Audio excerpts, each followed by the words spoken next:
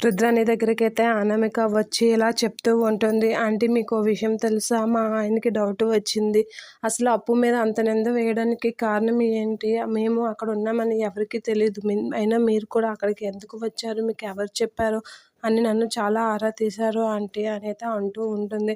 ఆ మాటలకి రుద్రాణి అయితే నువ్వేం చెప్పావు ఫస్ట్ అది చెప్పానంటే, నేను మామూలుగా అటు సైడ్ వచ్చి మీ కారు ఉందని అక్కడికి ఆగాము, షాపింగ్కి అని వెళ్ళాము. మీ కారు చూసి హోటల్లో ఏం చేస్తున్నావా అని చెప్పి వచ్చాము, అంతకుమించి ఇంకేం లేదు అని చెప్పేశాను ఆంటీ అని అంటే, మంచి పని చేసావు కదా, మంచి పని చేసావు, నన్నైతే ఇరిగించలేదు కదా అని అంటే, కానీ కళ్యాణ్కి అయితే డౌట్ వస్తుంది ఆంటీ అనేది అంటూ ఉంటుంది. డౌటే కదా, అంత వేగంగా నా మీద అనుమానం రాదులే అని అంటూ ఉంటుంది రుద్రాణి. ఏమో ఆంటీ అని చెప్పి అంటూ ఉంటుంది.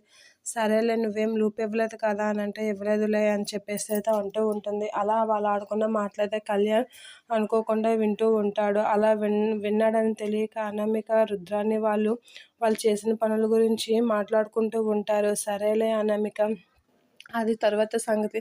నువ్వు మాత్రం కళ్యాణ్‌ని నీ గ్రిప్‌లో పెట్టుకో. నువ్వు అనుకున్నది సాధించాలంటే కళ్యాణ్ నీ గ్రిప్‌లోనే ఉండాలి. నువ్వు చెప్పినట్లుగా వినాలి.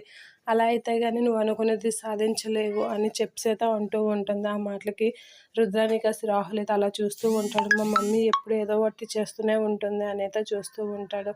సరే ఆంటీ అదంతా నాకు తెలుసు కదా అని అంటే, తెలుసు కానీ కాదు అనామిక, చేయడం జాగ్రత్త అనేది రాహుల్ అంటూ ఉంటాడు. నాకు ఆ విషయం తెలుసులే అంటే, ఆ విషయంలో అనామికకి తెలుసులేరా మనం చెప్పక్కర్లేదు అని రుద్రాణి అంటుంది.